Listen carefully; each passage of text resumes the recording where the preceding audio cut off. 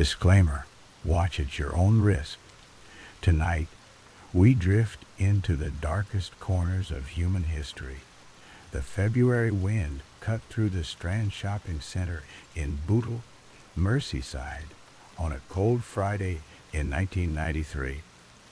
James Boulder, a 2-year-old with bright blue eyes and a cheeky grin, held his mother Denise's hand as they walked through the bustling mall. It was February 12th, and Denise, 25, was picking up a few things from the butcher shop. James, full of toddler energy, toddled nearby, his red anorak bright against the gray tiles. At 3:42 p.m., Denise glanced away for a moment, checking her shopping list. In that split second, James was gone, led away by two boys barely old enough to understand the horror they'd unleash. John Venables and Robert Thompson, both 10, would commit a crime so brutal it would shock the world, leaving a toddler dead, a family broken, and a nation grappling with the question of how children could become killers. John and Robert, classmates at a local primary school, weren't strangers to trouble. John, small and wiry with a nervous demeanor, came from a broken home, his parents divorced, his mother struggling with depression. He'd been caught stealing sweets and was known for tantrums, once banging his head against a wall in a fit.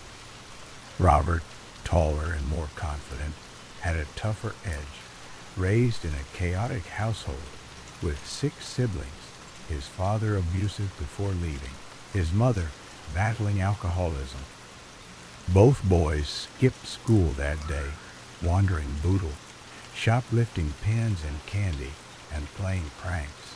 Nothing unusual for restless kids in a rough neighborhood, but something darker stirred up. They'd talked about taking a kid, a twisted idea born from boredom or something deeper, no one ever sure. At the Strand, they spotted James, his small frame an easy target. Security cameras caught the moment. John and Robert, in school uniforms, coaxing James away from the butcher shop. John took his hand, Robert walking beside, leading him out of the mall at 3:43 p.m. Denise, frantic, realized he was gone within minutes, screaming his name as shoppers stared. The boys walked James 2.5 miles through Bootle, a journey lasting over 2 hours. Witnesses, 38 in total, saw them, some noticing James crying, his face bruised, a bump on his forehead. A woman at a bus stop asked if the toddler was okay. Robert lied, saying he was their brother, Law. Another man saw James fall, Robert pulling him up roughly, but no one stopped him. The boys, later admitting they planned to push James into traffic or drown him in the canal, kept moving, their young minds set on something unthinkable. By 5:30 p.m., they reached a railway embankment near the Walton and Anfield station, a desolate spot, littered with bricks and rubble. James, exhausted and scared, was crying for his mom. John and Robert, now far from the mall's crowds, unleashed their cruelty. They threw paint stolen from a shop into his face, the blue splattering his eyes, stinging and blinding him. They kicked him, Robert's shoe, leaving a bruise on James's cheek. They dropped bricks on his head, one cracking his skull, another splitting his lip. They pulled off his shoes, socks, and trousers, leaving him half naked in the cold. James, barely conscious, was battered with an iron bar, a rusty piece from the tracks, causing 42 injuries, 10 skull fractures so severe the pathologist couldn't pinpoint which killed him. Before leaving, they laid his small body across the railway tracks, hoping a train would hide their crime. A freight train later severed James in two, His body found 2 days later on Valentine's Day by teenagers playing hook. Denise and her husband Ralph, James's stepfather, were shattered. Police launched a massive search. The Strand's grainy CCTV footage their only lead. On February 14, 1993, James's body was discovered, his red anorak torn, his face unrecognizable. The nation reeled, headlines screaming of a toddler's murder. Detectives, led by Superintendent Albert Kirby, scoured the tapes, spotting 2 boys with a small child. By February 18, a tip from a woman who'd seen Robert and John with a crying toddler led police to their homes. John, tearful, confessed quickly, sobbing, "We killed him." Robert, cold and defiant, denied everything at first, but evidence piled up. Blue paint on their clothes, James's blood on Robert's shoe, and witnesses placing them at the scene. The trial began November 1st, 1993, at Preston Crown Court, a media storm unlike any in Britain. John and Robert, just 11, were the youngest ever tried for murder in the UK, charged with abduction and murder. The courtroom was modified, raised seats, so they could see over the dock, breaks for their short attention spans. John cried often, clutching a tissue, while Robert stared blankly, his face hard. Prosecutor Richard Henrik Case presented a chilling case. 38 witnesses saw the boys with James. Forensic evidence linked them to the murder, and John's confession detailed their plan to lose the toddler. The defense, led by Brian Walsh for John and David Turner for Robert, argued diminished responsibility, citing their age and troubled home. Psychiatric reports described John as anxious and Robert callous, but both knew right from wrong, the jury told. The evidence was overwhelming. A pathologist testified James suffered 22 facial injuries, 20 to his head, his brain swollen from repeated blows. Paint flecks matched the tin stolen by the boys found near the tracks.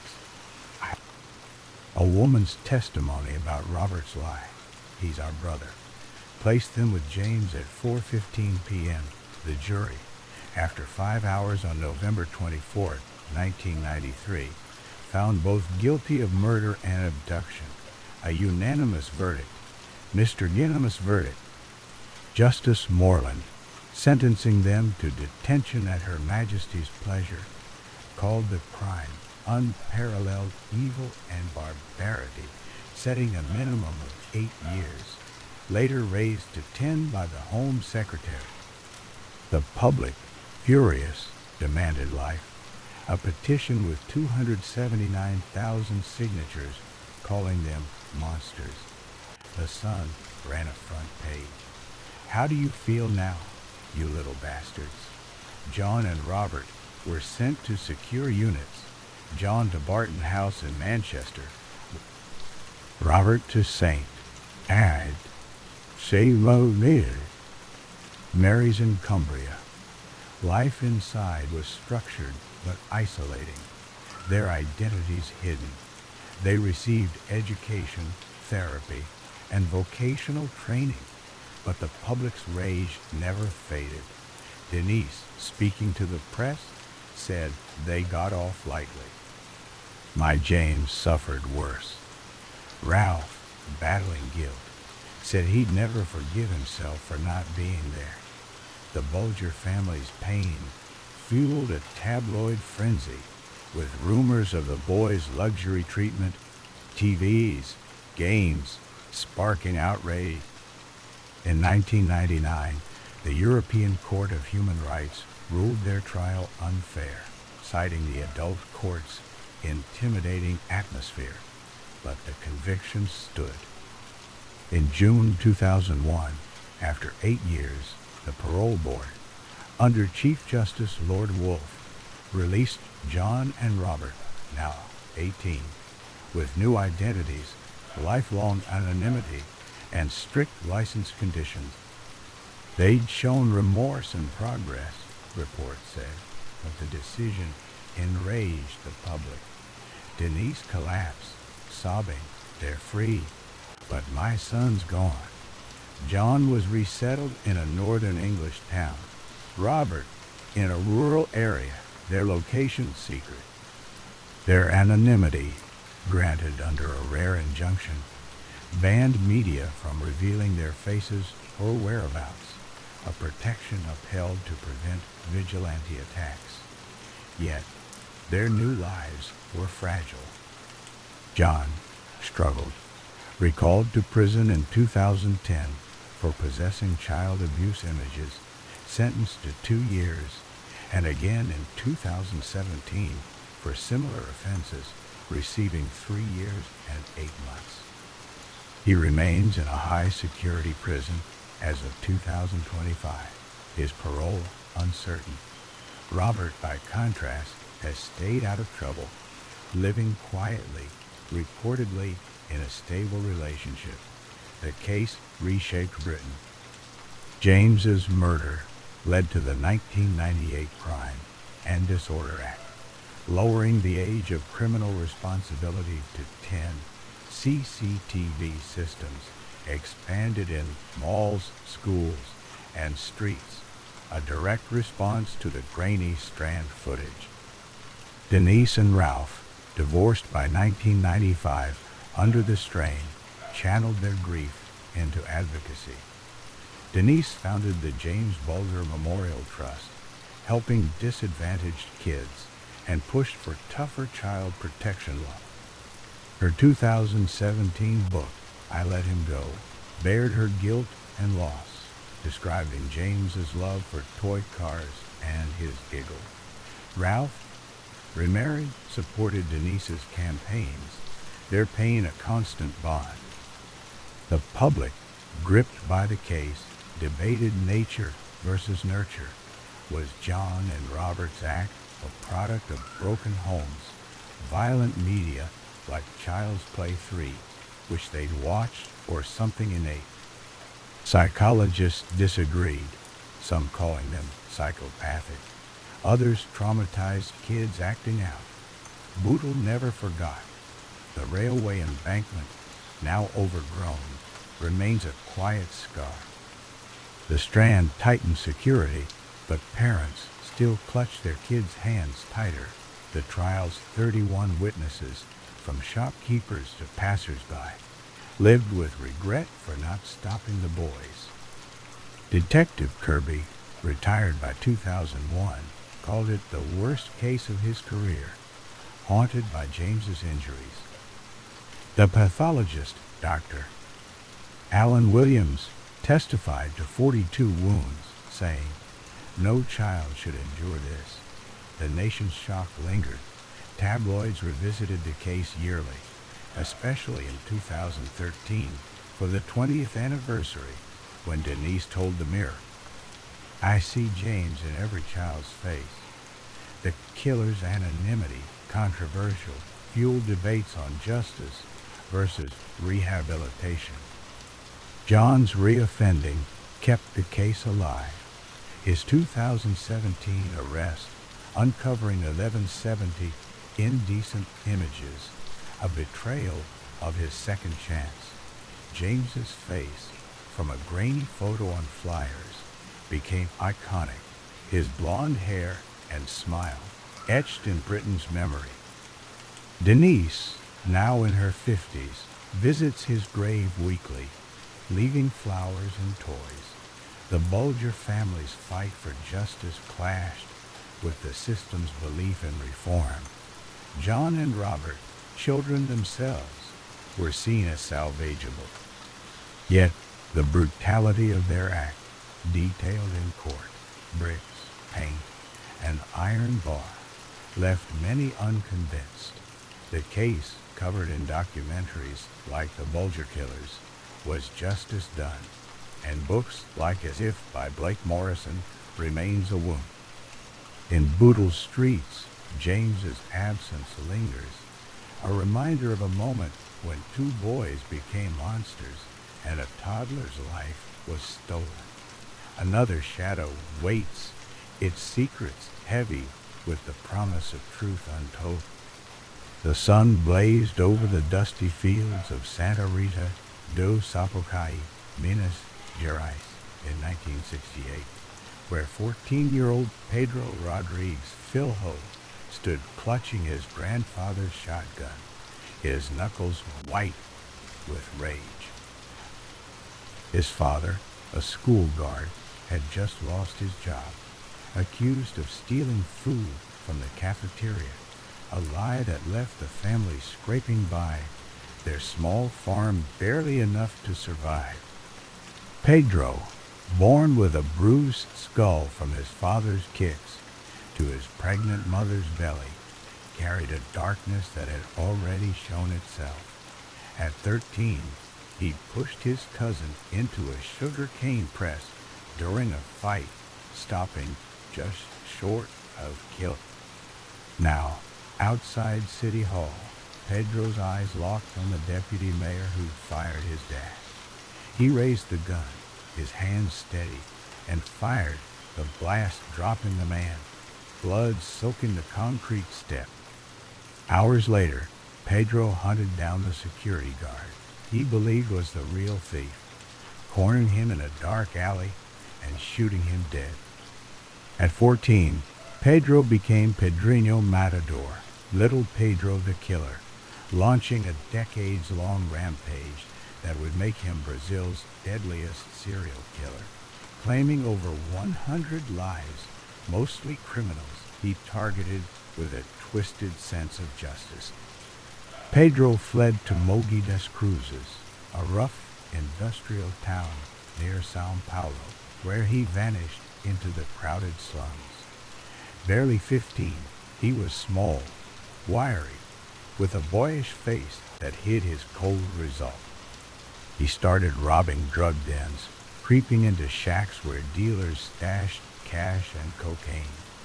He didn't just steal, he killed, plunging knives into throats or firing bullets into chests, leaving bodies slumped in doorways. Locals whispered about a kid taking out traffickers, and newspapers called him a vigilante, a teen cleaning up Mogi Street. By 16, Pedro fell in with Maria Aparecida Olympia, nicknamed Botina, a tough woman whose drug lord husband had been murdered. They moved in together, Pedro stepping into her ex's role, running a small gang. He was ruthless, once killing 3 rival dealers in a single night, their blood staining his sneakers as he walked away.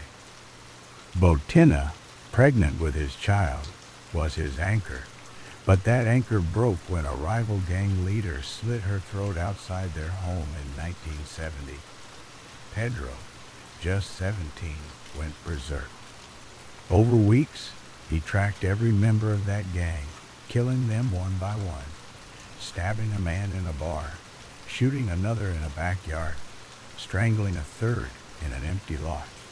By 18, his body count was at least 10, his name a curse in Mogi's underworld. In 1973, police raided a drug den in Mogi, catching Pedro with a bloody knife in hand, a dealer dead at his feet. At 18, he was arrested, his trial a circus that drew crowds and reporters. The courtroom was packed, some locals cheering him as a hero who killed criminals, others spitting at the thought of a teen so vicious. Pedro didn't flinch.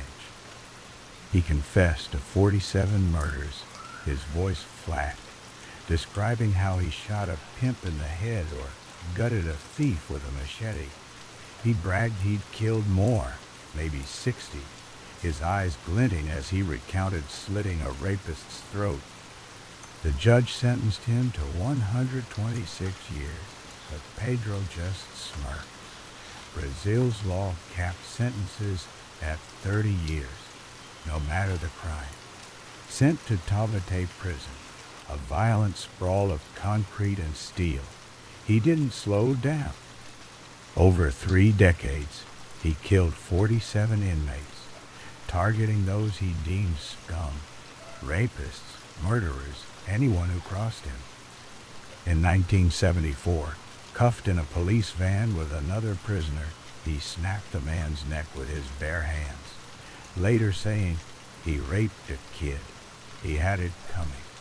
Guards found the body at a stop, Pedro sitting calmly, his hands still chained.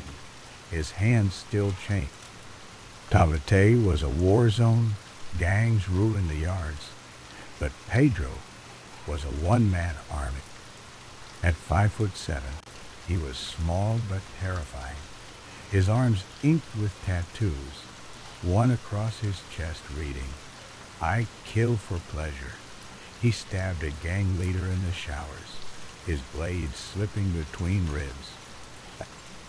Another inmate, a pedophile, got his throat cut in the yard, Pedro wiping the knife on his pants. He once killed a cellmate for snoring, carving him with a sharpened spoon until the man bled out. In 1982, Pedro learned his father, now locked up for hacking Pedro's mother to death with a machete, was in a nearby cell. He walked into his father's block, stabbed him 22 times, then cut out his heart, chewing a piece before spitting it on the floor, a story he confirmed in a 2003 interview with Fantastico. Inmates avoided him, guards ignored him, knowing he'd kill again. By his own count, his prison murders pushed his total past 100, though police confirmed 71. He kept a mental list, naming victims like trophies: a dealer who shot a kid, a rapist who bragged, a thief who stole from the poor. Pedro's killings weren't random. He saw himself as a judge, executing those society failed to punish. He'd interrogate inmates, forcing confessions before deciding their fate. One man, accused of raping a teenager, begged for mercy in a cell block corner. Pedro shot him with a smuggled pistol, blood splattering the wall. Another, a drug runner who killed a family, was found with a broken bottle in his neck. Pedro's code: kill the guilty, spare the innocent, made him a legend, but his methods were savage. He once beat a man to death with a stolen police baton, leaving the body in a cell for guards to find. His reputation grew, inmates calling him Matador, the killer who never hesitated. Even in solitary, he found ways to kill, once strangling a man through cell bars with a torn bedsheet. Brazil's prisons, overcrowded and corrupt, couldn't stop him. Guards took bribes to look away, and Pedro's charisma won him allies among weaker inmates. In 2007, after 34 years, Pedro walked free. Brazil's 30-year cap, plus delays from new charges, kept him longer than planned, but at 53, he was out. His face, weathered and scarred, still carried that cold stare. He lived quietly, but his past followed. In 2011, at 57, he was arrested again in Balneario Camboriú, where he'd been a caretaker, charged with inciting a prison riot and illegal restraint from his Tavate days. He got 8 years, but was freed in 2018 for good behavior. This time, Pedro seemed different. He started a YouTube channel, Pedrinho X Matador, gaining 251,000 subscribers, posting videos urging kids to avoid crime. "I killed for nothing," he said in one, his voice rough, eyes distant. "Don't follow my path." He joined TikTok with 314,800 followers, sharing clips of himself cooking, joking, even dancing. a bizarre shift from the blood-soaked killer. Media dubbed him the Brazilian Dexter, his vigilante streak inspiring Jeff Lindsay's Dexter novels about a killer of criminals. Pedro embraced the fame, giving interviews, his gray hair and tired smile masking the monster he'd been. But the streets don't forget. On March 5th, 2023, Pedro, now 68, sat outside a relative's house in Mogi das Cruzes, sipping coffee on a quiet Sunday. A black car screeched up, two masked men leaping out. One shouted to a nearby woman, "Take your daughter inside.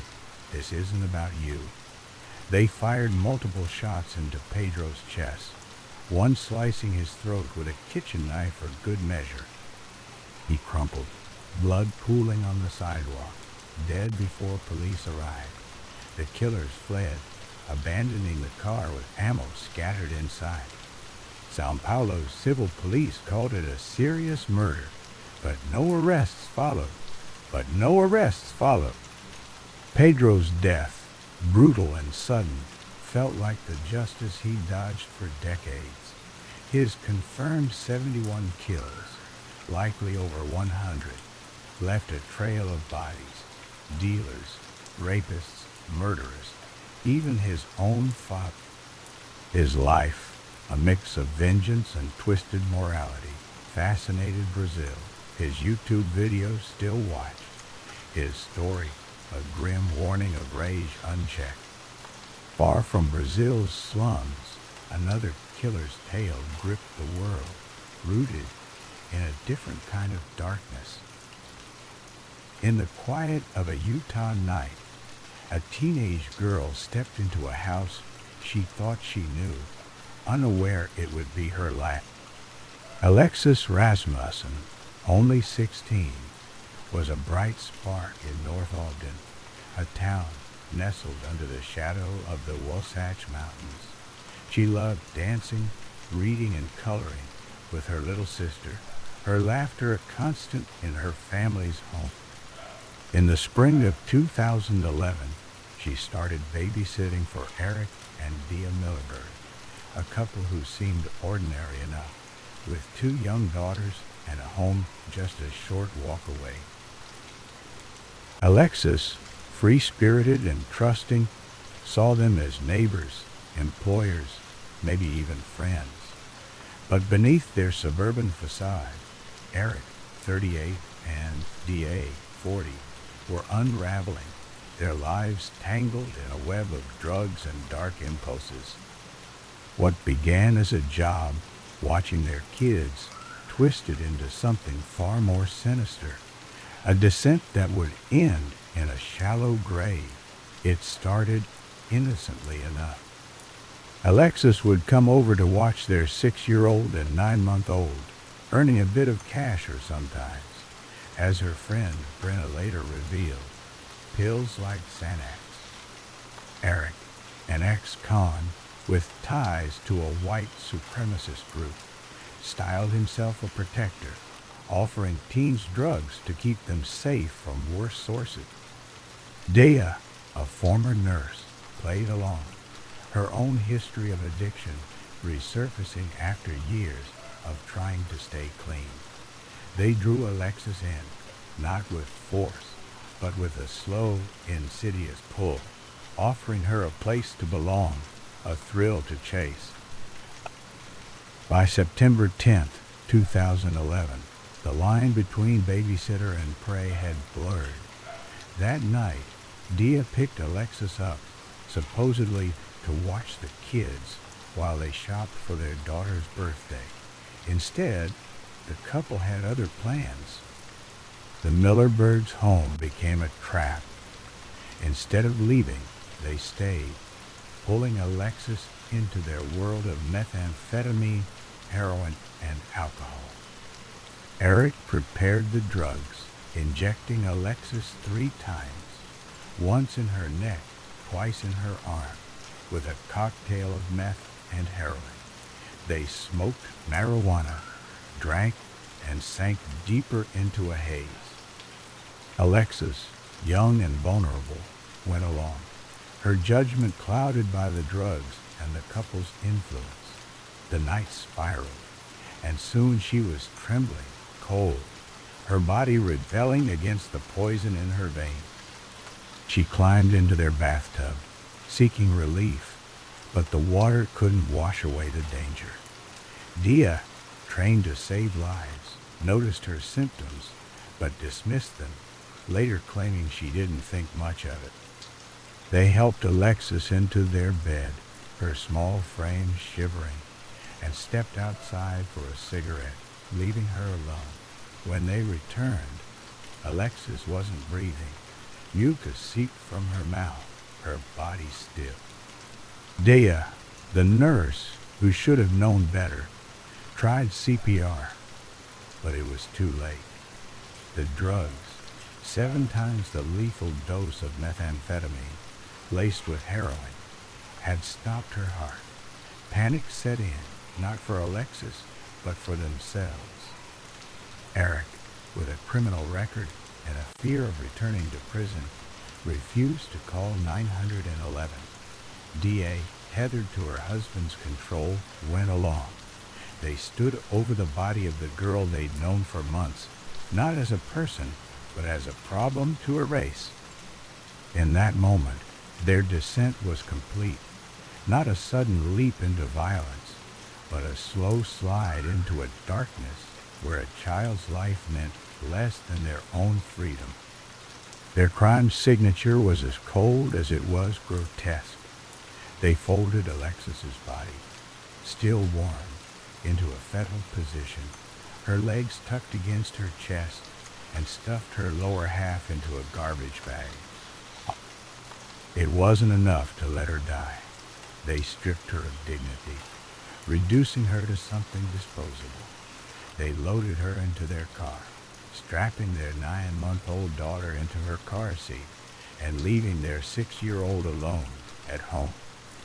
Under the cover of night, they drove to a remote stretch of Morgan County near the Taggart exit off Interstate 84. There in the woods, they buried Alexis in a shallow grave, her body hidden beneath dirt and a piece of muddy foam. It was a scene straight from a nightmare.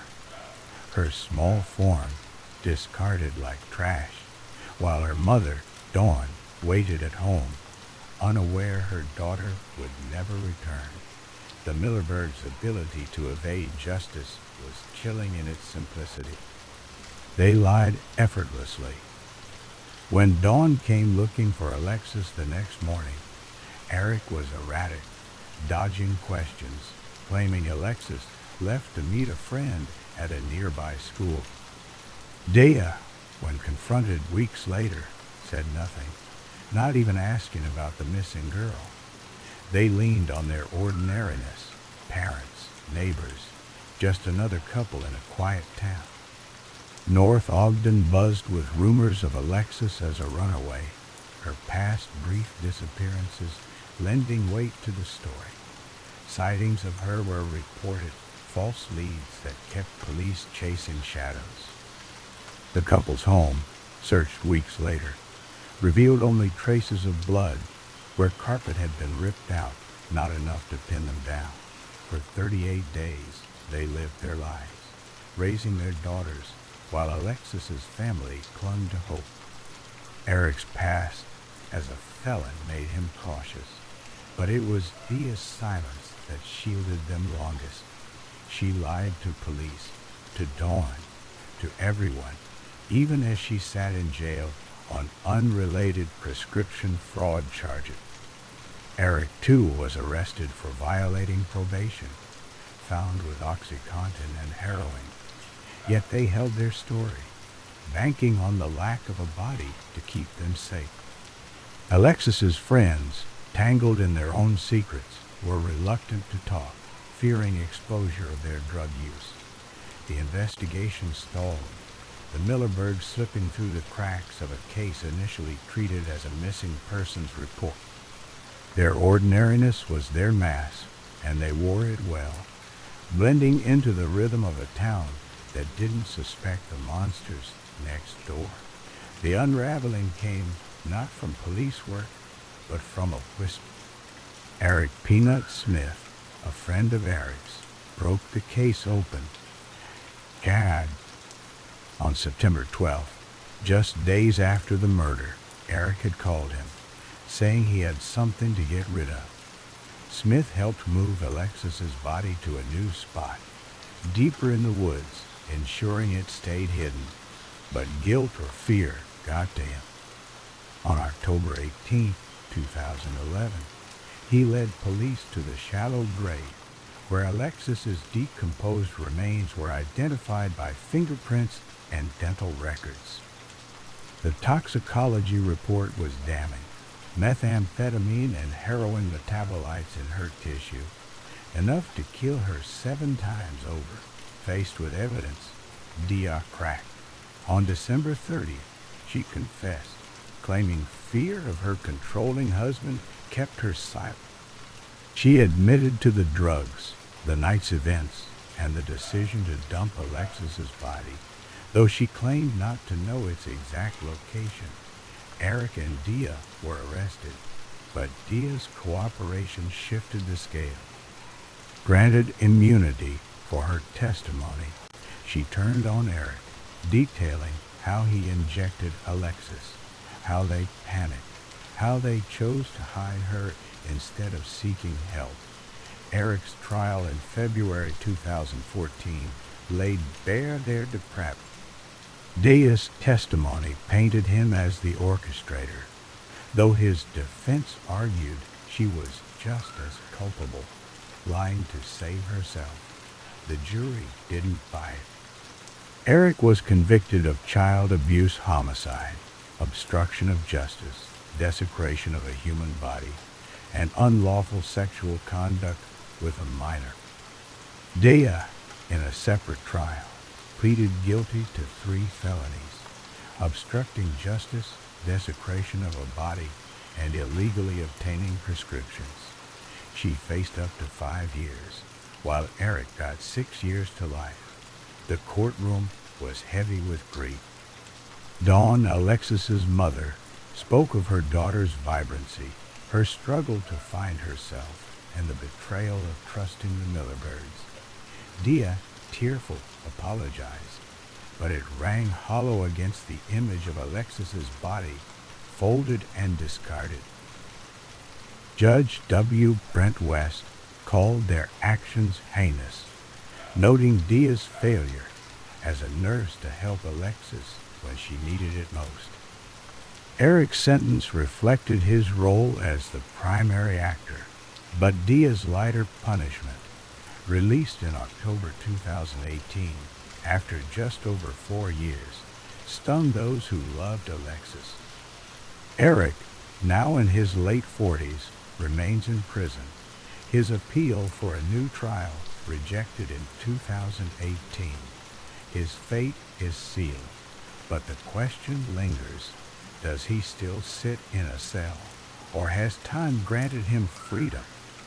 As the rain falls softly outside, the image of Alexis's grave fades, a memory dissolving into the dark.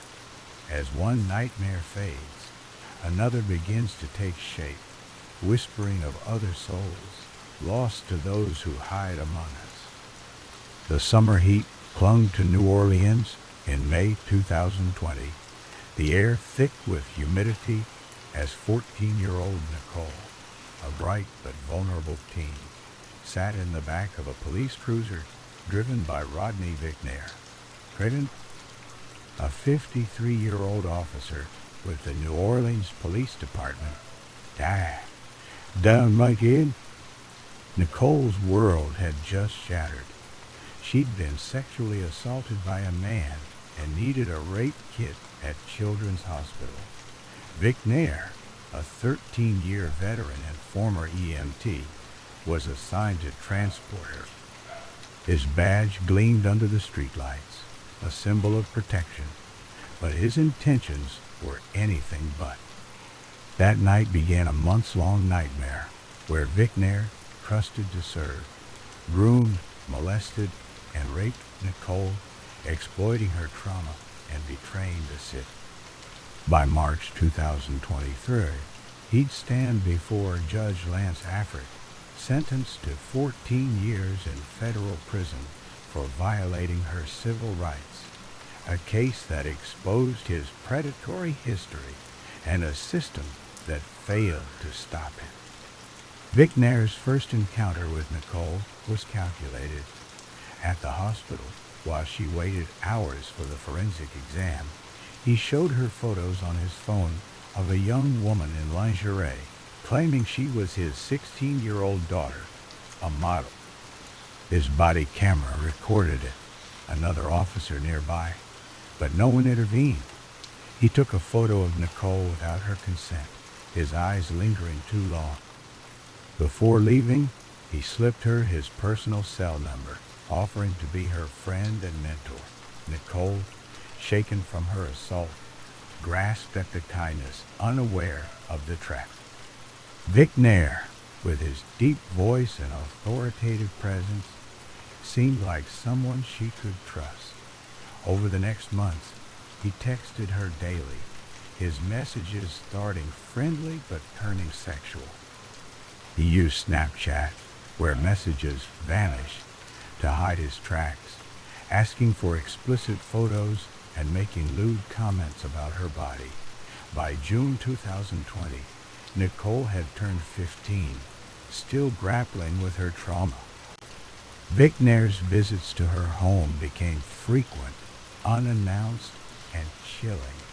He'd pull up in his cruiser, uniform crisp, and knock on her door, waking her with his police flashlight. One night, he groped her breasts and buttocks, laughing it off as roughhousing. Another time, he twisted her arm hard, smirking as he described how easily he could break someone's neck or kill her loved ones. Nicole froze, terrified, her trust in police crumbling. He wielded his baton, striking her lightly but menacingly, his power as an officer making her feel trapped. Her mother, unaware of the extent of his actions, noticed Nicole's growing fear but couldn't piece it together. Vic Nair's badge gave him access, his authority silencing her protests. On September 23, 2020, Vic Nair's predation peaked. He arrived at Nicole's house late, ordering her to get into his cruiser. She obeyed, climbing into the passenger seat, her heart pounding. He locked the doors, the click echoing in the quiet night. Leaning over, he pinned her with his weight, his hands sliding under her clothes to touch her genitals. Nicole, paralyzed by fear, couldn't fight back. He raped her, his actions deliberate, knowing she'd been victimized before. He made sure she was victimized a second time, Judge Afric later said, his words heavy with disgust. Vic Nair drove off, leaving Nicole to stumble back inside, her body trembling, her mind racing with shame and terror. She told no one at first, convinced no one would believe a teen over a cop. Vic Nair's history should have raised alarms long before Nicole. In 2009, he'd been disciplined for pulling a woman's personal information from a police database, using it to summon her in an ideal food market parking lot, his demeanor threatening. He faced multiple suspensions and a reprimand letter, two tied to inappropriate behavior toward women. Yet, the NOPD kept him on duty, assigning him to sensitive cases like Nicole's. His record, littered with red flags, was ignored, a failure that left Nicole vulnerable. The department's Public Integrity Bureau, meant to root out corruption, missed or dismissed complaints about him, letting him roam free in his cruiser, a predator with a badge. Nicole's silence broke when her mother noticed her withdrawal, her nightmares, her fear of police cars. In late September 2020, Nicole confided in her, describing Vicnair's assaults. Her mother, furious and heartbroken, reported him to the NA PD. On September 30th, Vicnair was arrested by his own agency on state charges of sexual battery, indecent behavior with a juvenile, and malfeasance in office. He was suspended without pay, his badge stripped. Federal authorities stepped in, charging him with deprivation of rights under color of law, a civil rights violation under 18 U.S.C. 242. The FBI and NOPD's Public Integrity Bureau investigated, uncovering his texts, Snapchat messages, and body camera footage. Nicole's underwear, found in his possession, became damning evidence, as did the civil complaint alleging he kept her explicit photos on his phone. The case moved to federal court under Judge Lance Afric, a seasoned jurist known for tough sentences in civil rights cases. In November 2022, Vicnair pleaded guilty to one count of deprivation of rights, admitting he touched Nicole's genitals without consent, acting without law enforcement purpose, knowing it was illegal.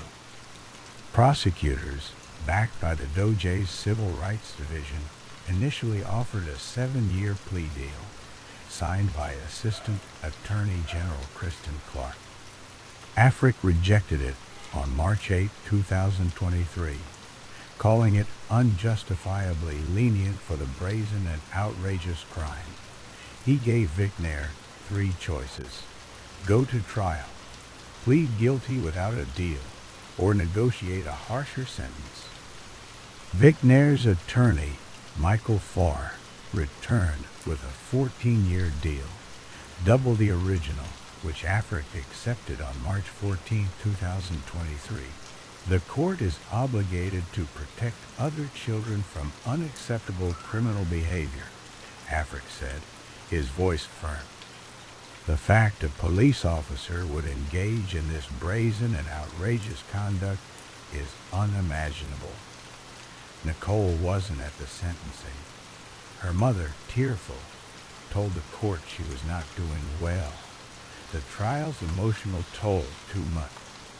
At 19, Nicole testified in the civil case against the city, her voice shaking as she described the lasting scars, nightmares of Vicnair's arms around her, disgust at her own body, fear of police cruisers. On August 21, 2024, a federal jury awarded her $1 billion, holding New Orleans liable for negligent hiring and supervision. The lawsuit, filed in 2021, revealed the NOPD's failures. Former Superintendent Sean Ferguson had been texted about Vicnair's potential abuse 5 days before the September assault, but claimed he didn't recall acting on it. Susan Hudson, then the independent police monitor, had warned Ferguson, but the message never reached the Internal Affairs Chief, Arlinda Westbrook. The city's attorneys declined to comment, facing a possible appeal. Vicnair's punishment ended abruptly.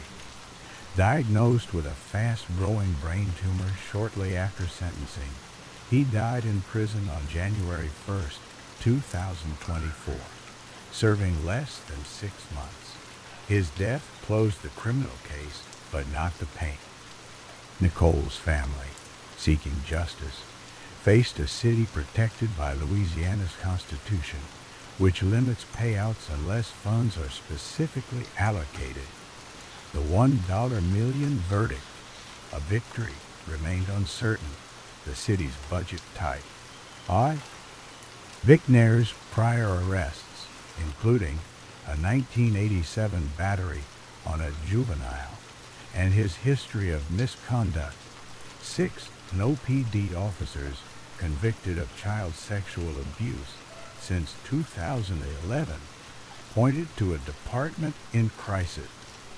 Another officer was arrested in 2024 for assaulting a 17-year-old, echoing Vic Nair's pattern. Nicole's life, once full of promise, was forever altered. She avoided police stations, her trust shattered. Her mother, a single parent, worked tirelessly to support her, their home a place of healing and grief. The civil trial, covered by the Washington Post and NOLA.com, exposed the NOPD's deliberate indifference, as attorney William Most argued. Vic Nair's body camera footage showing his inappropriate behavior at the hospital and the ignored text to Ferguson became symbols of systemic failure. Kristen Clark praised Nicole's courage. Had she not come forward, we would not have held him accountable. U.S. Attorney Dwayne Evans called the case a warning to officers who abuse their power. New Orleans, vibrant with jazz and Mardi Gras, hid a darker truth. Vic Nair was no anomaly. Officers targeting vulnerable teens, especially girls, exploited their authority. Nicole's case, like others, showed a pattern. Grooming, threats, and silence enabled by a blue wall. Afric, who'd sentenced officers in the 2011 Henry Glover case for manslaughter and obstruction, knew the stake. His rejection of the 7-year deal reflected his record: 25 years for David Warren, 17 for Greg McCrae, later reduced. Yet, the city's slow response, from Ferguson's inaction to the NOPD's lax oversight, left families like Nicole's fighting alone. Nicole, now in her 20s, carries the weight of her trauma. She testified to avoiding mirrors, hating the body Vic Nair targeted. Her mother's lawsuit, naming Ferguson and the city, sought punitive and compensatory damages, but Louisiana's laws made collection hard. The verdict, reported by the New York Times and The Guardian, sparked calls for reform, but change lagged. NOPD's Public Integrity Bureau, under scrutiny, promised better training, but Vic Nair's 2009 incident and others showed warnings ignored. Nicole's story, a rallying cry for survivors, echoes in New Orleans streets, where trust in the badge remains broken. Her courage, Afric's sentence, and the $1 million verdict stand as steps toward justice, but the scars of 2020 linger, a wound unhealed. Nicole's fight continues, her voice a beacon for others betrayed by those sworn to protect. In the stillness of a Texas night, a young soldier's voice, raised in protest against unseen torments, fell silent forever. The air was thick with cigarette smoke and laughter inside the Bruno Snooker Bar in Sena, Mato Grosso, on February 21st, 2023, a lively Carnival Tuesday. Aye? The bar, tucked in the Lisboa neighborhood, buzzed with locals, the clack of snooker balls mixing with samba from a radio.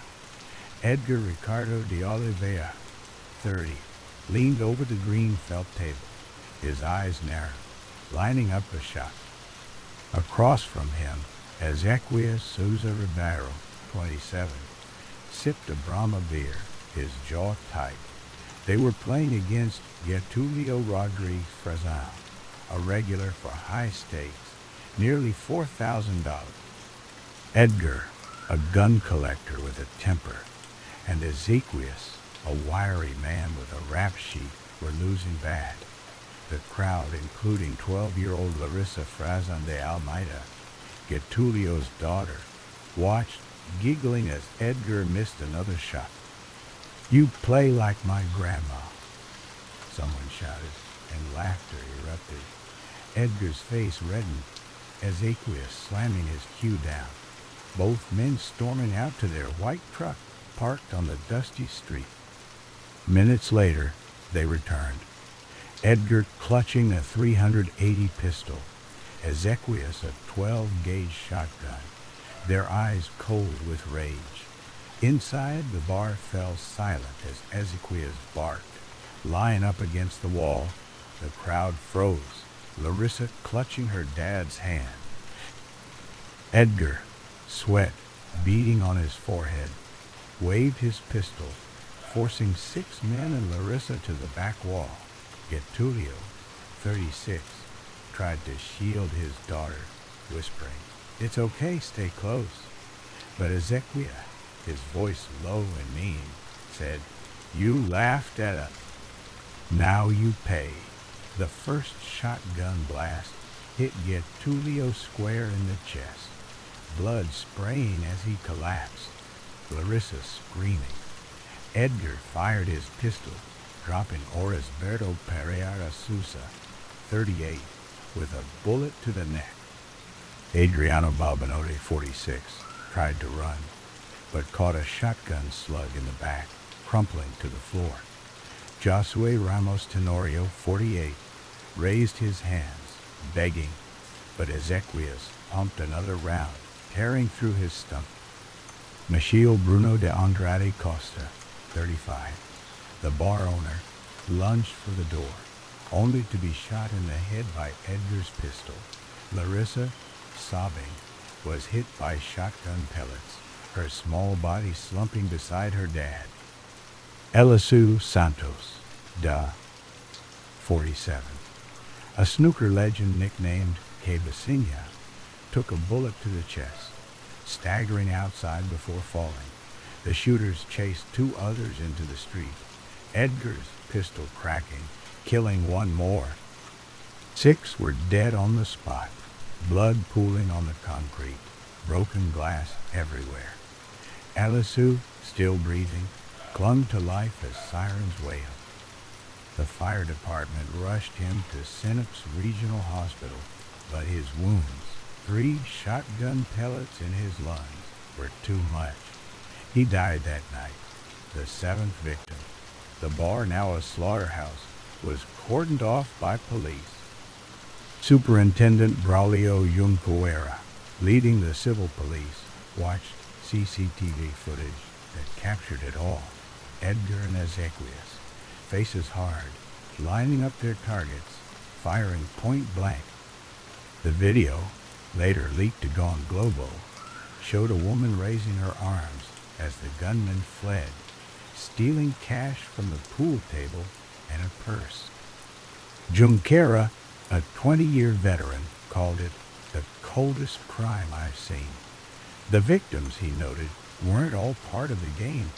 Larissa, just watching her dad, had no stake in the bets. The killer's motive was clear: humiliation. After losing our $20,000 and hearing jeers, they snapped, their pride worth more than 7 lives. Police moved fast. Edgar and Ezequias, known in Sinop for trouble, were identified from the footage.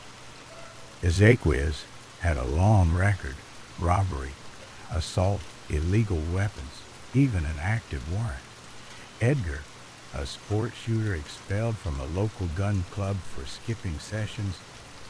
By Wednesday, February 22nd, a task force scoured the city. Near Presidente João Figueiredo Airport, 15 kilometers out, they spotted Ezequias in a wooded area. He ran, pulling a knife, and fired a stolen pistol at the military police. Officers returned fire, hitting him in the chest and leg. He was dragged to a hospital, blood soaking his shirt, but died hours later. The truck, a white Fiat Toro, was found nearby, loaded with the 12-gauge shotgun, 380 pistol, and ammo, hollow points, and buckshot. Edgar, meanwhile, went dark, hiding in the Jardin, California neighborhood. His lawyer, Carlos Frederico, got a call from him at dawn on February 23rd. "I messed up," Edgar said, voice shaking. After tense talks, he surrendered at a small house, hands up. No fight left. Police cuffed him, his face blank, and locked him in a cell. The massacre stunned Sinop, a city of 200,000 in Brazil's agricultural heartland. The Bruno Snooker Bar, once a hangout for farmers and truckers, became a grim landmark. Once a hangout for farmers and truckers became a grim. Larissa's mother, Maria Frazan, wept at the scene, leaving flowers where her daughter and husband died. She was just a kid, she told CNN Brazil, her voice breaking. Elazu's death hit hardest. His snooker skills had made him a local hero. His nickname, Cabecinha, known across Mato Grosso. Tributes poured in, his cue stick displayed at a vigil. The other victims, Orisberto, Adriano, Josue, Maciel, left families shattered. Maciel's wife, Ana, found his body behind the bar, his blood staining the cash register. He just wanted to keep the place fun, she said to Gone. The community, already reeling from Carnival's end, held a silent march, 300 strong, demanding justice. Edgar's trial came fast, set for October 15, 2024, in Sinop's first criminal court. The courtroom was packed, families of the victims glaring as Edgar, now 32, took the stand. He wore a gray suit, his hair buzzed, no trace of the cocky shooter from the CCTV. Nobody dies for nothing, he said, claiming the victims weren't. He admitted to snorting cocaine with Ezequias before the shooting, blaming the drug and heavy taunts for his rage. They were armed, threatening me, he lied, though no weapons were found on the victim. The prosecution, led by Ana Clara Mendez, poured into him, showing the video, Larissa's small frame falling, Getulio's desperate grab for her. The jury heard from Wilson Candido de Souza, a defense investigator who called Edgar's act pure cruelty. Maria Frazan testified, sobbing, "My girl was no threat." After 6 hours, convicted Edgar of 7 counts of qualified homicide, motive deemed futile, methods cruel. Judge Rosangela Zakarkin sentenced him to 136 years, 3 months, and 20 days, plus $200,000 to the families, split evenly. Edgar, stone-faced, was led to Cuiaba's maximum security prison, his appeals pending as of August 2025. Brazil's leaders seized on the massacre. Justice Minister Flavio Dino blamed loose gun laws, pointing to ex-President Jair Bolsonaro's 2019 decrees that eased firearm access. "This is what happens when hate and guns mix," he told Folha de S. Paulo. Workers' Party head Gleice Hoffmann called Bolsonaro a guru of hate, linking his pro-gun stance to the bloodshed. Even Bolsonaro ally Sergio Moro demanded Edgar rot in prison, though critics noted Moro's own role in relaxing gun rules. Edgar's 2019 Facebook post praising Bolsonaro's laws with a gun photo captioned, "Better to have it and not need it," resurfaced, fueling the debate. Sinop's residents, meanwhile, shunned the Bruno Snooker Bar, its windows boarded up, bloodstains still faint on the floor. A memorial plaque for Larissa and the others was nailed to the wall, but few visited, the city eager to forget. The aftermath lingered. Maria Frazan moved to Cuiabá, unable to face Sinop streets. Elazu's snooker trophies were donated to a youth club, his name on a scholarship for kids. The other families rebuilt quietly, some leaving Mato Grosso entirely. Edgar, in prison, wrote letters claiming remorse, but guards leaked them to UOL, calling them fake tears. Brazil tightened gun club oversight, but rural bars stayed armed. Tempers and bets still a deadly mix. The massacre, caught on video, played on news loops, a grim reminder of pride turned lethal. Sinop, once a quiet agro town, carried the scar, its people wary of strangers and games gone wrong. Far from Brazil's heartland, another killer's rage left a trail of bodies, sparked not by mockery, but by betrayal. The humid Hong Kong evening clung to the streets of Tai Po on February 21st, 2023, as Abby Choi, a 28-year-old model and influencer, stepped into a 7-seater van driven by her ex-husband's brother, Anthony Kwong, 31 Arnie Kwong. Abby, with her sleek black hair and designer outfit, was heading to pick up her daughter, one of 4 kids she shared with ex-husband Alex Kwong and current partner. Her Instagram, with 115,000 followers, glowed with Paris Fashion Week photos and L'Officiel Monaco covers, her life a mix of glamour and generosity. But that day, she didn't reach her goal. Inside the van, a fight erupted. Alex Kwong, 28, and his father, Kwong Kao, 65, were waiting over a financial feud involving a $9.20 million luxury condo Abby owned. They attacked. A blow to her head, a 2.6-inch hole above her right ear, ended her life. They drove her body to a rented village house in Lung Mei Tsuen, a quiet suburb 30 minutes from mainland China. There, in a ground floor flat, set up like a slaughterhouse, they dismembered her with a meat grinder and electric saw, her limbs stuffed in a refrigerator, her skull, ribs, and hair tossed into a stainless steel soup pot with carrots and radishes. By February 22nd, Abby's family reported her missing.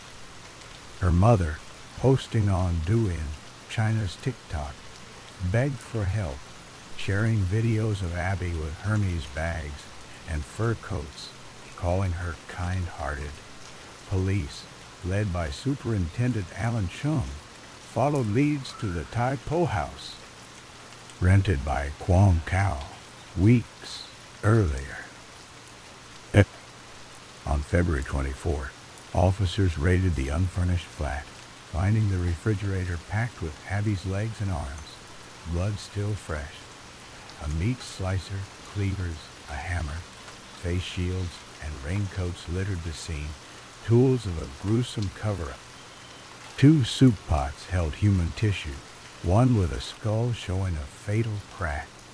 Abby's hands and torso were gone, possibly dumped near Tsun Quan O Cemetery, where 100 officers searched.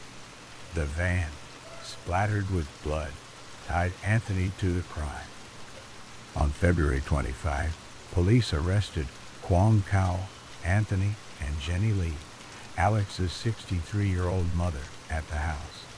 Alex, carrying $500,000 cash and $4 million in luxury watches, was caught the next day at a Tung Chung pier, trying to flee by yacht to Macau. The arrests shocked Hong Kong, a city known for low crime. Abby, who'd supported her ex-husband's family after their divorce, was betrayed over money. The $9.20 million condo, which she let them live in, was at the heart of it. Kwong Kao, a former cop, was furious when Abby planned to sell it. Jenny Lee, charged with perverting justice for lying to police, had helped hide Alex and Abby's younger son in a West Kowloon flat. On February 27th, the 4 faced Kowloon City Court, no bail granted. Alex, Anthony, and Kwong Kao were charged with murder under Hong Kong's Offenses Against the Person Ordinance. Jenny faced a lesser charge for misleading investigators. The courtroom was tense, reporters crowding as the family stood in the dock, a dozen police at their backs. The hearing adjourned to May 8th, with DNA and dental tests pending to confirm the skull was Abby's. Life had been a whirlwind of success. Born to a wealthy family with a construction business, she built a $100 net worth, modeling for Vogue and Elle, co-founding an animal rescue group, Peons. She was kind, her friend Bernard Cheng told the Associated Press, traveling with both her ex-husband's and current husband's families. Chris Tam, father of her younger two kids, mourned her on Facebook by a friend, pal, Joe Ye. Abby was a blessing, always helping others. Her 4 children, 2 sons, 10 and 3, and 2 daughters, 8 and 6, were left motherless. 8 and 6 were left motherless. The city reeled, the case rivaling Hong Kong's worst murders, like the 1999 Hello Kitty killing or the 2013 case where a man refrigerated his parents' heads. Social media buzz. Abby's last post on February 19th, a L'Officiel Monaco shoot, flooded with tributes. Police kept digging. On June 17, 2025, 2 more were convicted in Kowloon City Court for helping Alex's escape. Yacht rental agent Lam Shun, 44, and Irene Punho Yin, 31st, were found guilty of conspiring to pervert justice, knowing Alex was a murder suspect. Sentenced on June 27, they joined the web of betrayal around Abby's death. The murder trial, still pending in Hong Kong's High Court as of August 2025, awaits a date. Abby's family visited the Tai Po house, leaving flowers and tears where her remains were found. Her mother's Dowing posts, once full of pride, turned to grief, calling Abby my kind-hearted baby. Hong Kong, shaken, tightened security, but the scar of Abby's murder lingered, a reminder of greed's deadly grip. Across the ocean, another killer's story unfolded, driven not by money, but by a twisted sense of justice. The summer night in Albuquerque, New Mexico, was heavy with heat on July 23, 1993, as 17-year-old Aaron Chapman walked down Central Avenue with his 16-year-old niece, Monica Vigil, by his side. Aaron, tall and lean with a fade haircut, was caught up in the South Side Locos, a local gang known for turf wars and drug deals. Monica, with her dark ponytail and quiet demeanor, stuck close, her school backpack slung over one shoulder.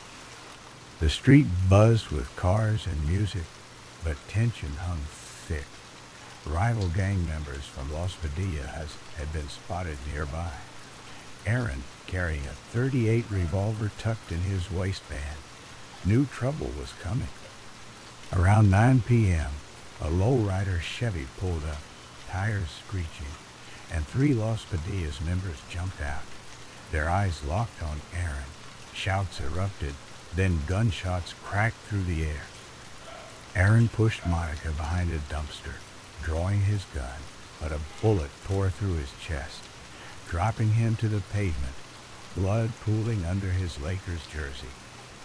Monica, crouched low, saw the shooters' faces, their tattoos glinting under streetlights. She screamed as Aaron gasped, his hand clutching hers, life fading from his eyes. The Chevy sped off, leaving Monica trembling, her uncle dead at her feet, a witness to a gang murder that would soon cost her own life. Monica, shaken but fierce, told police what she saw. She described the three Los Padillas members: Juan Loco Garcia, 19, with a teardrop tattoo; Eddie Charo Morales, 20, with a shaved head; and Carlos Flaco Ruiz, 18, with a scar across his lip. Detectives from the Albuquerque Police Department, led by Sergeant Ray Gonzalez, took her statement at the station, her hands shaking as she sipped water. Monica's mother, Teresa, begged her to stay quiet, fearing retaliation, but Monica refused. "Aaron was my family," she said, her voice steady despite tears. "They don't get to walk free. The police promised protection, but in Albuquerque's gang-riddled South Side, that promise was thin." Monica's ex-boyfriend, 19-year-old Ricky Diablo Martinez, a South Side Locos member with a history of beating her, heard she was talking. He'd been possessive, leaving bruises on her arms during their 6-month relationship, which ended when Monica walked away in May. Now, with Aaron's killers facing trial, Ricky saw Monica's testimony as a betrayal of the gang's code. Over the next 2 months, Monica lived on edge. She stayed with her mother in a cramped apartment, jumping at every car horn, checking windows at night. She told friends at West Mesa High School she felt watched, spotting Ricky's black Honda Civic circling her block. Police arrested Garcia, Morales, and Ruiz on August 10th, charging them with first-degree murder based on Monica's descriptions and shell casings from the scene. A .38 bullet matched Aaron's wound, and a witness confirmed the Chevy belonged to Garcia. Monica was set to testify at their preliminary hearing on October 1st, her words key to locking them up. But Ricky, furious she'd snitched, had other plans. He'd been kicked out of the Locos for stealing drug money, and proving his loyalty meant silencing Monica. On September 28, 1993, he waited outside her apartment, a stolen 9mm pistol in his jacket. Monica left for school that morning, her backpack heavy with books, unaware Ricky was parked nearby. At 7:15 a.m., as she crossed the street, he stepped out, his face twisted with rage. "You're done talking," he shouted, raising the gun. Monica froze, her eyes wide, as he fired 3 shots, 2 to her chest, 1 to her head. She collapsed on the sidewalk, blood soaking her denim jacket, her backpack spilling pencils, and a photo of her and Aaron laughing at a park. Neighbors screamed, calling 911, but Monica was gone before paramedics arrived. Ricky fled, ditching the gun in a storm drain. Teresa, hearing the shots, ran outside, collapsing over her daughter's body, sobbing, "Not you too." The police, arriving minutes later, recognized Monica's name from Aaron's case, their hearts sinking at the connection. Detectives worked fast. A neighbor, Maria Lopez, saw Ricky's face and identified him, having known him from the neighborhood. Police found the 9mm in the drain, its serial number scratched off, but ballistics matching Monica's wound. By September 30th, Ricky was arrested at a friend's house, his hands still smelling of gunpowder. He denied everything, claiming he was at a bar, but his alibi crumbled when 2 Locos members, hoping for lighter sentences, said he'd bragged about handling the snitch. At his arraignment, Ricky smirked, his gang tattoos visible under his shirt. Teresa, in the courtroom, stared him down, her grief raw. The case against Aaron's killers, Garcia, Morales, and Ruiz, stalled without Monica's testimony, though forensic evidence and other witnesses kept them in jail. Their trial, set for December 1993, saw Garcia and Morales convicted of second-degree murder, each getting 25 years, while Ruiz took a plea for manslaughter, serving 15. Ricky's trial, in March 1994, was a different beast. The courtroom at Bernalillo County was packed, reporters scribbling as prosecutor Linda Chavez laid out Monica's murder. She showed the jury the photo from Monica's backpack, her and Aaron smiling, a reminder of what was lost. Ballistics tied the 9mm to Ricky, and Maria's testimony placed him at the scene. A gang member, testifying anonymously, said Ricky, admitted to killing Monica to protect the Locos' honor. Ricky's lawyer, John Acosta, argued he was framed, claiming the Locos set him up to take the fall.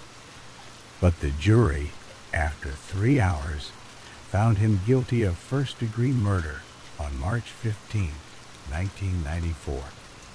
Judge Frank Allen sentenced him to life without parole, calling him a danger to anyone who crosses his path.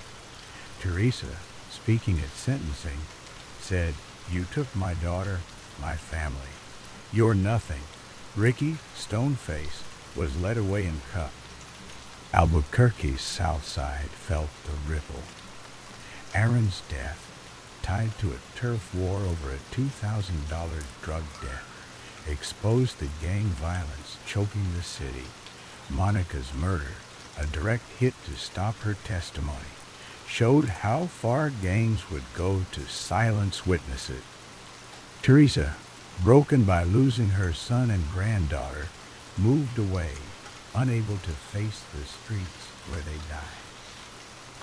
The Locos and Los Padillas clashed on, their fights claiming more luck.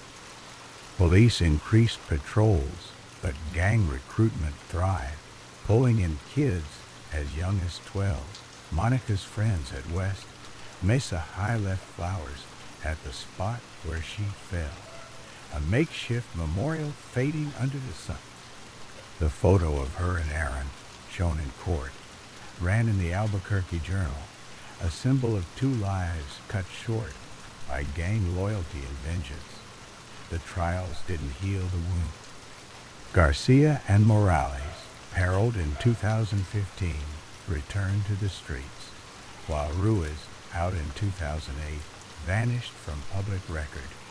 Ricky, now in his 50s, sits in Lea County Correctional Facility, his appeals denied. Teresa, in a 1994 interview with Coet TV, said Monica was brave. She wanted justice for Aaron. They both deserved better. The South Side's violence, fueled by drugs and turf, continued, with 28 gang-related homicides in Albuquerque by 1995. Monica's courage, naming Aaron's killers, cost her everything. Her death a grim warning of the price of speaking out.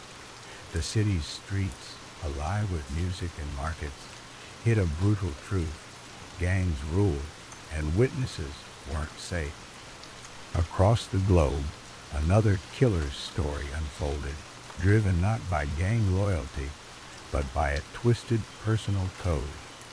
Ana Basaldo Ruiz was only 21, a combat engineer at Fort Hood, Texas, with dreams as wide as the horizon. Born in Michoacan, Mexico, and raised in a close-knit community, she grew up dancing, reading Paulo Coelho novels, and tending to lavender plants that perfumed her world. Her disciplined spirit led her to the Army in 2021, seeking structure and a chance to see the world. Stationed at Fort Hood with the 1st Cavalry Division for 15 months, she carried herself with pride, her neatness and drive earning her respect among peers. But beneath the base's orderly surface, a darker current ran. Ana confided in her mother, Alejandra, about sexual harassment from a superior and peers, her words heavy with fear. She spoke of lewd comments, unwanted advances, a shadow that followed her through the barracks. Her family offered to bring her home, but Anna stayed, determined to endure. On March 13th, 2023, she was found dead in a maintenance bay, her life extinguished in a place meant to forge warriors. Anna's descent into tragedy wasn't a single moment, but a slow erosion. Fort Hood, sprawling across 340 square miles, was a world of its own, a base with a proud history, but a troubled shadow. By 2023, it was infamous, scarred by the murder of Vanessa Guillén 3 years earlier, a case that exposed a culture of unchecked harassment and violence. Anna, like Vanessa, had trusted the Army to protect her. She reported her harassment, though it's unclear if she formally filed a complaint. The Army's sexual harassment, assault response, and prevention program, meant to shield soldiers, was faltering, its failures laid bare in a 2020 report after Vanessa's death. Anna's mother recalled her daughter's tearful calls, describing a superior's persistent advances, the kind that made her dread her duties. Yet the base's leadership, slow to act, left her exposed. Anna's resilience, her love for her family, and her dreams of a military career couldn't withstand the weight of a system that failed to hear her. On that March day, her body was discovered, and the Army called it a suicide, a claim her family rejected, their grief laced with suspicion. The signature of Anna's death was its haunting ambiguity, a question mark etched in the cold concrete of a maintenance bay.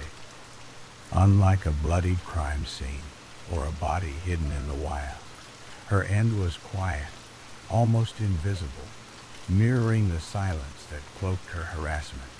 The Army's initial report noted no foul play, a statement that felt too clean, too quick.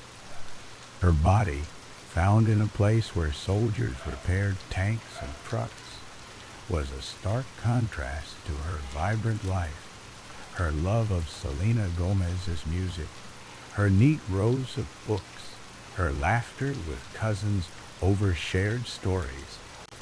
The maintenance bay, with its oil-stained floors and shadowed corners, became a symbol of neglect, a place where a young woman's life was snuffed out. Her family, speaking to Telemundo, described her as disciplined, not despairing, casting doubt on the suicide narrative, the lack of answers. Where was she last seen? Who was with her? What did she say in her final hours? Made the scene all the more chilling, a puzzle with pieces deliberately withheld. The Army's investigation, led by the Criminal Investigation Division, moved with a deliberate slowness that shielded the truth. Fort Hood's history of scandals, 50 suicides and 11 homicides in 5 years per 2021 data, gave the base a reputation as a place where soldiers vanished into bureaucracy. Anna's family, like Vanessa Guillén's, faced stonewalling. The Army released no cause of death, citing an ongoing autopsy, and offered vague promises to investigate harassment claims. Anna's mother and aunt, Itzi Ortega, spoke of her vibrancy, her plans to travel, her love of order. Yet the base's silence was deafening. Soldiers who might have known something stayed quiet, perhaps fearing retaliation, a pattern noted in the 2020 Fort Hood report that criticized a permissive environment for harassment. The base's leadership, under scrutiny since Vanessa's murder, had implemented reforms, stricter missing soldier protocols, an independent office for sex crimes, but Anna's death suggested little had changed. Her family's pleas for answers were met with platitudes, their pain buried under official statements. The breakthrough, if it could be called that, came not from a dramatic arrest, but from public outcry. Vanessa Guillen's sister, Mayra, took to social media, her words raw with grief and anger. Anna did not sign up to be tormented with sexual harassment. When will it be enough? Her posts echoing the Justice for Vanessa Guillen movement reignited calls for accountability. Latino civil rights groups, like the League of United Latin American Citizens, demanded an FBI investigation, distrusting the Army's ability to probe itself. Anna's family, supported by advocates like Lucy Delgado of the Pink Berets, pushed for transparency, but the Army held firm, releasing only that Anna's death showed no foul play. The autopsy, conducted days after her death, remained unreleased, its findings locked away. Unlike a killer caught in the act, the truth about Anna's final moments slipped through the cracks, obscured by a system that seemed to protect itself more than its soldiers. Anna's fate remains a wound that won't close. The Army's investigation continues, but no charges have been filed, no suspects named.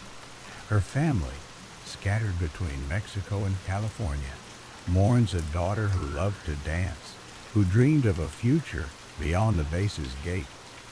Fort Hood, still open, stands as a monument to broken promises, its reforms overshadowed by yet another law. Anna's story, like Vanessa's, lingers in the public's mind, a reminder of a military that recruits the young and brave, but fails to shield them from harm. Her death, whether by her own hand or another's, carries the weight of a culture that let her cries go unheard. As the rain falls over Texas, her memory fades into the night, a whisper of injustice that haunts the living, urging us to listen before another voice is silenced. As one shadow lifts, another settles, heavy with the weight of secrets yet to be uncovered.